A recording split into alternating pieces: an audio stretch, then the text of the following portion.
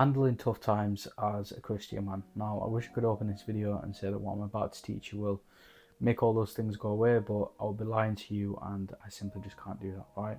The truth of this, and as we get into this video, is that you're going to continue to have hard times. People are going to test you, people are going to leave, there's going to be situations that are unwanted. These are the things that you have to go through, you have to endure through, and if you can't live a God-centered life, you're always going to be left wondering, why is this happening to you? You're constantly going to be living a life thinking that it's happening to you, when instead life is a gift and it happens for you. So we're going to go over some basic principles, some principles that I've used, that I continue to use on a day-to-day basis, because my life isn't all sunshine and rainbows. There's stuff that tests me, there's stuff that I go through that's unwanted. You know, a lot of the stuff that I'm doing now is actually resurfacing stuff back from when I was growing up, because I sort of repressed it, tried to outwork it, and now I'm learning the hard way that it's not really possible to do that. So there's a lot that I have to share for you. It's going to come from experience, it's going to come from the heart and sort of what I've gone through. So I can only hope that by me sharing these things with you, it can perhaps reach home for you guys as well. So the first one is going to be journaling. All right, when you are faced with a situation, you cannot respond. You can respond, but you can't react, and that's going to be another point we're going to get into. Got a whole section on that. But journaling is a thing that will allow you to get your thoughts on a piece of paper and out of mind, right? Simple thing. Think of your mind as a computer space, right? As a literal computer. If I open up my laptop, and I've got it right there now for notes, if I was to open up every single application, load up 100 tabs, open up all of my text messages, all of my emails, and then go to try respond to one simple message, my laptop would actually bug out, right? It would crash, it would take forever to do it, despite it being a good top of the line model, right? Your mind is the exact same thing. You've got all of these things going on. You have on average around 60 to 70,000 thoughts per day, the majority of which are unfinished. So you're always in your mind thinking of all these different scenarios. You're always in your mind replaying over these certain situations. Most of those thought loops never actually end, so you create a degree of stress and anxiety for yourself, which is just not good for anyone. But if you've got all of these apps running up and you're thinking about emails, you're thinking about a movie that you're going to watch, then you're thinking about the car that you want, then you're thinking about how you're going to get to church on Sunday. If you've got all of these things going on in your mind, and then one unwanted storm comes along, you're just going to completely explode from the inside, and it's not going to work. So journaling is going to be absolutely fantastic. It's not going to be fantastic, it should be absolutely pivotal on a day-to-day basis. But what I want you to start doing is actually make journaling a daily part of your life. You see, the thing how people treat faith and journaling is that they only come to it when they need it, which is a bit sort of, you're willing to take, but you're not willing to give anything for it. So if you can journal every single day, I want you to journal on the good days and actually track when you're feeling good and write down why you're feeling that way, and equally as much on the bad days when you're going through it. And what you'll find is that if you do this over the course of a year and do maybe a couple of entries a day just whenever you're going through it, you will find that you've got a complete log of all your thoughts. So I've got 3 journals behind me.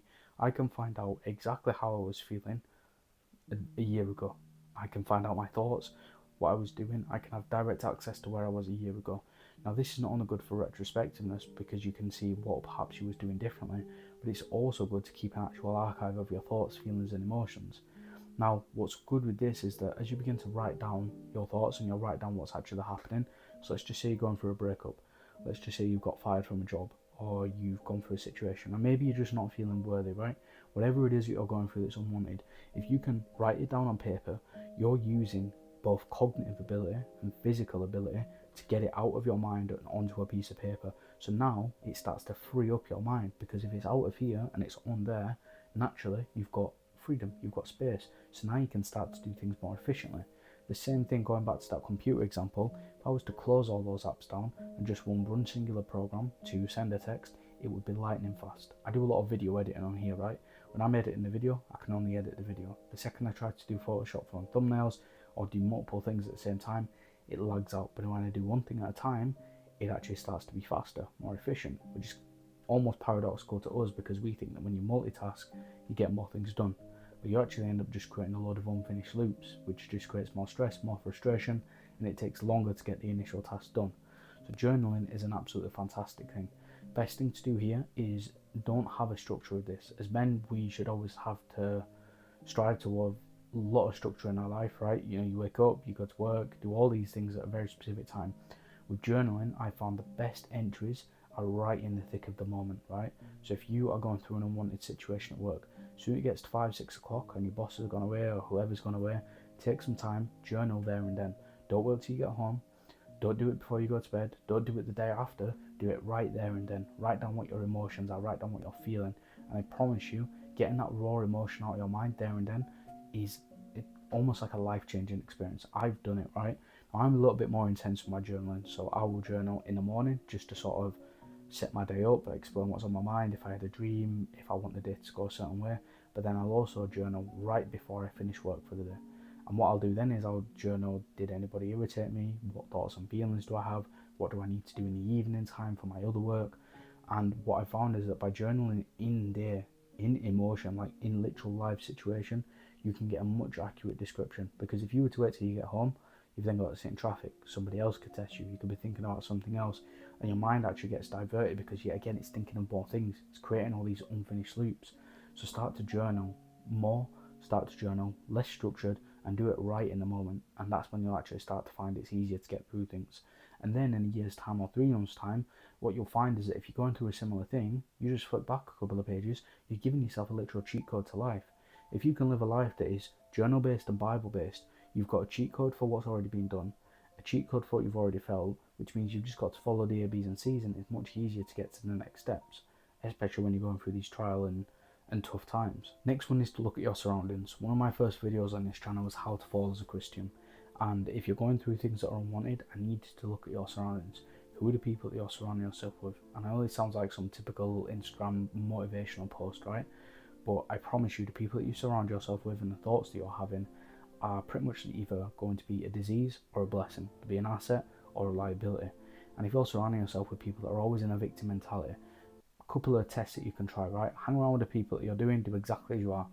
If you find yourself in conversations where people are talking about winning the lottery or other people or how much money another person makes, you're in the wrong environment, you're in the wrong room. Get gone and run far away as possible. Your surroundings are absolutely crucial when it comes to weathering tough storms, because if you go to share that problem with someone and all they do is gossip or try to make sure that it's not your fault or whatever it is, you're in the wrong room. And what's going to happen is you're going to start to normalize what you're going through, and then you're going to become complacent. And then before you know it, you'll be living a life that is taken from you, but yet you're okay with it because you just think it's normal. So your surroundings are absolutely crucial. So make sure to look at the people that you surround yourself with. What is the content that you watch? Who do you follow? Who are you actually putting on a pedestal? You know, I don't agree in having role models, but Jesus and God is a role model. But there are certain people that you can respect. Look at the people that you're respecting. Because if you're then consuming their content and they're telling you to do stuff that puts you out of alignment with God and your purpose, you're just going to go further and further away. And then you'll find yourself wondering how you got so far away from God, thinking that you're either not worthy or it's just not possible to get back on track. So it's a very slippery slope, and the most dangerous part is that it infiltrates before you've even noticed it, and then it only becomes a problem once it's too late. So your surroundings, really make sure you pay attention to them. Next one is be still. Now I've literally just came off another video, I'm still in the same clothes, and we focused on being still versus being idle. When you're going through these tough times, when people are testing you, you need to learn to be still, because if you're idle and you're too emotional, what you'll find is that you'll do things that you react to. Things done in anger cannot be undone. I've seen guys literally lose their mind and show their true colours because they can't learn to be still in tough times. Instead, what they do is they lash out. They're very emotional. They're very feminine. You know, they're very just proper under the skin, just wussy people, right? Because they can't learn to control their emotions. As a man, you have to be stoic. The Stoics taught us this one thing which serves me extremely well, and that is called the view from above. So when you're going through something, whether it be short-term pain, long-term pain, what you should always do is get out of your own way, like literally get out of your physical body and try to close your eyes and visualize what that situation looks like from above. And I'm not just talking outside the room, I'm talking a bird's eye view. This does two things. It gets you out of your own way, so now you're not the person actually going through the situation, you're now becoming an observer. And two, it gets you so far away from the situation, the further away from you go, the more that it actually starts to shrink. So then you actually start to think, it's not that big of a deal, right? There's so much more that I could be doing, there's so much more my focus can be going, and I've been getting all of my feelings for pretty much nothing at all. So learning to be still will allow you to weather these storms, because you'll now know that you need to be paused, you need to be still, you need to think, what is this trying to teach you? A lot of the things you're actually going through are not designed to attack you as a person or your character. It's preparation to get to that next level. We always have goals as men. I have insanely big goals. My goals are changing. God recently basically changed my life. So I'm pretty much just taking it a day at a time, and I'm really just letting him take the lead. I just attack with the power, right? And when you can learn to be still, take time, learn to pause, everything else becomes a lot more clearer. But if you're always reacting in the moment, you're going to reveal your true colours. Other people are going to reveal the true colours, and you could be burning bridges that you do need to walk over, which is not something you want to be doing. Learn to be still. Real men, masculine men, do not react out of anger. If you do, you're just low value and a little pussy. That really is the truth of it. So learn to get a grip of your emotions. That's not to say that you need to repress them, because that is a mistake that was very costly to me in my life. I've just basically used to suppress everything, and I'd do this thing where I'd like just almost like turn inwards, if that makes sense. So if something was unwanted, I'd just shut down completely. I'd just go within myself and I wouldn't talk about anything. And I'm not really a big talker anyway. I'd rather just show up and do what's done. But what I would do is I would let it then erode into other areas of my life, because I just let it eat me up and up and up, and I just sort of like hold it, even though it was getting heavier, and it would just eventually explode, and it would just cause catastrophic damage across all areas of my life, and it just was never really ideal. So you need to get a grip of your emotions, but not repress them. That's not the point I'm making. You just need to pause more, be still. So when something happens, take a deep breath. That's all it is.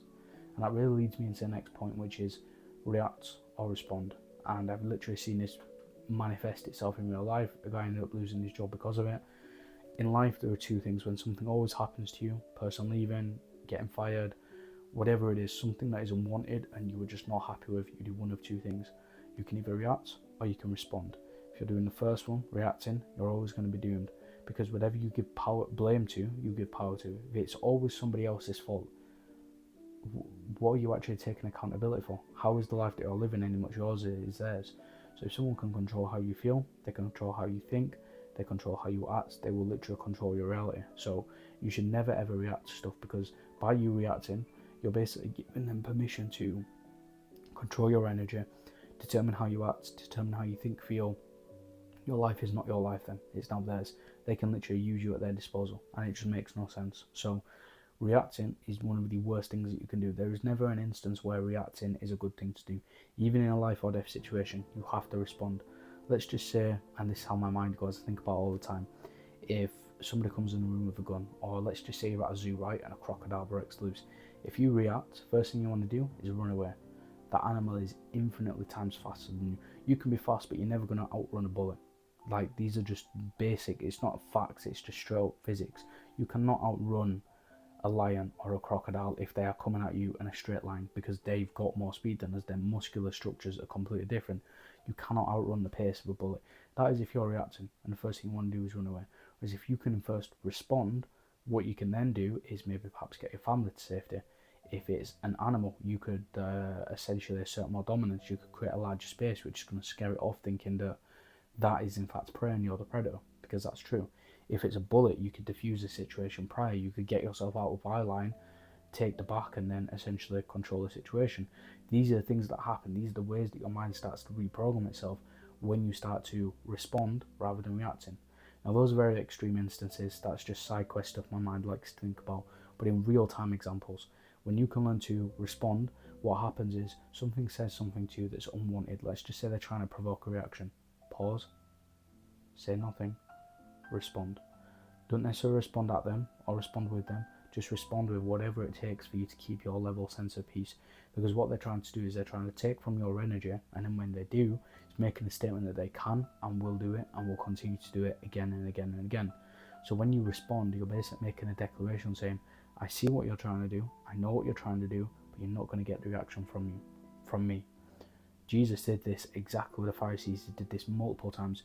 Whenever he was preaching in the temples, they would always try to test him. They tried to lay these verbal traps. They were trying to get him to incite damage upon himself, create these false claims. Jesus knew it straight away. He knew exactly what they was trying to do, and he would always be 2 steps ahead of them. So instead, he would either cite scripture, use logic against them, and they would end up coming away looking worse than what they initially came in with, right? And other people would see this. So again, when someone tries to test you, when you're in a situation that you don't want, pause, understand what they're trying to do, understand what the bigger picture is trying to do, and realise that this is preparation now for you to show you that you are the man that you say you are able to get through this, and you can actually get through it, because I believe that you can. As long as you start to follow these cues, I know that you will too. So that's it for this video, and I'll see you for the next one.